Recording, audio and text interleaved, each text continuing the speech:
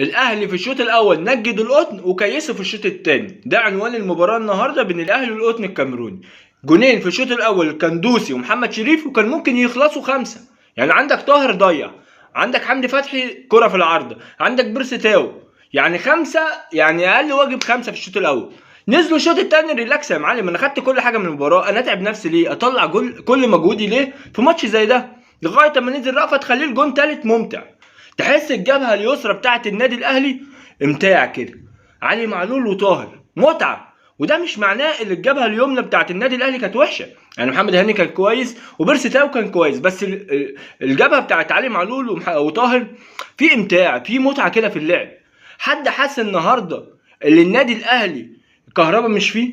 حسين الشحات، عبد القادر، عمرو السوليه، محمود متولي، اكرم توفيق، فريق تاني، صف تاني اصلا متصاب غير الغيابات. حد حس ان فريق النادي الاهلي اللعيبه فيه ناقصه؟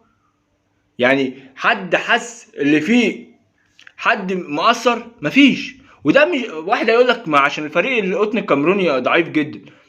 ما انت الفريق اللي بيدخل الفريق الضعيف في المباراه.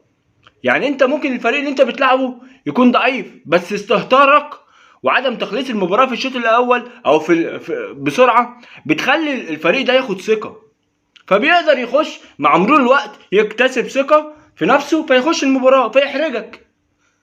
ده مش معناه ان القطن الكاميروني وحش او الاهلي مش عارف ايه، لا.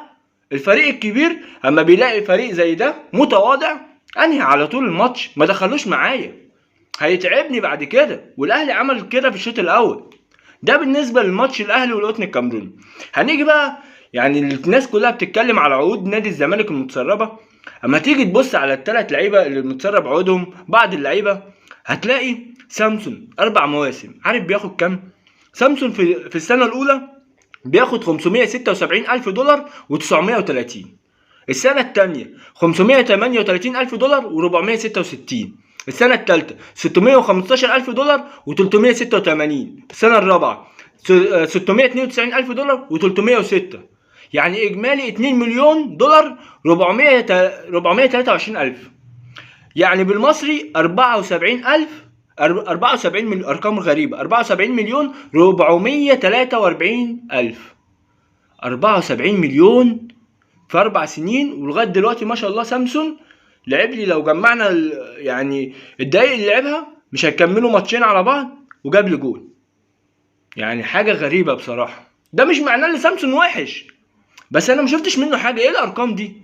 يعني لما ياخد في السنه الاولى بنتكلم في $576,000، يعني الدولار ب 30، يعني داخل في 17 18 مليون بجون، عشان جون جاب لي جون. طب نيجي على مين تاني؟ دونجا 5 مواسم. السنة الأولى 10,384,000. السنة التانية 15,384,000. السنة التالتة 16,923,000. السنة الرابعة 18,461,000. السنة الخامسة 20 مليون. يعني إجمالي 21,152,000. 81 مليون، سوري، 81,152,000. ما شاء الله ربنا يزيده. قدم ايه لغايه دلوقتي دونجا؟ هو بيجري بس، مجهود طالع، مفيش دماغ. طب تيجي بقى خد، عارف اما جه وقع خد كده منحه او ايه، يعني زي ما بيقولوا ايه، مكافاه 8 مليون ونص.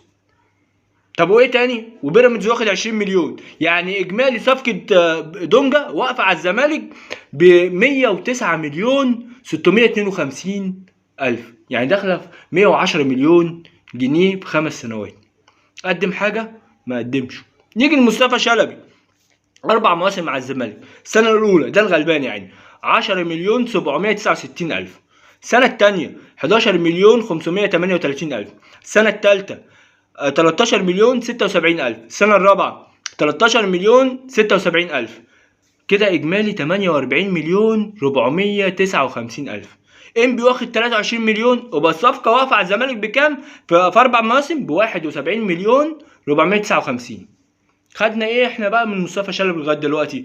تحس اللي هو في ملكوت تاني ماشي بنور الله. حرام. أنا مش بقولك اللي ده يعني ربنا يزيدهم، وخلي بالك ممكن يكون الاهلي عنده لعيبه بتاخد نفس الارقام دي واعلى، بس في اداء بتاع النادي الاهلي، في نتائج، في نتيجه، لكن نادي الزمالك مفيش. فهو الواحد بيتكلم في كده. انا جبت صفقات كلها مش فاشله، بس ما ادتنيش حاجه. دوري انا خامس، كاس مصر طلعت، دوري ابطال افريقيا انا متزايل المجموعه. يا رب بس اللعيبه تحس على يعني في حراره كده. احنا عايزين حراره. على فكره ارقامك قريبه من كل ارقام اللعيبه اللي موجوده في الدوري، بس انت ما اديتش حاجه عشان تاخد الارقام دي. ولو انت لسه بتسمعني يا ريت تشترك في القناه وتفعل زر الجرس وتعمل لايك. سلام.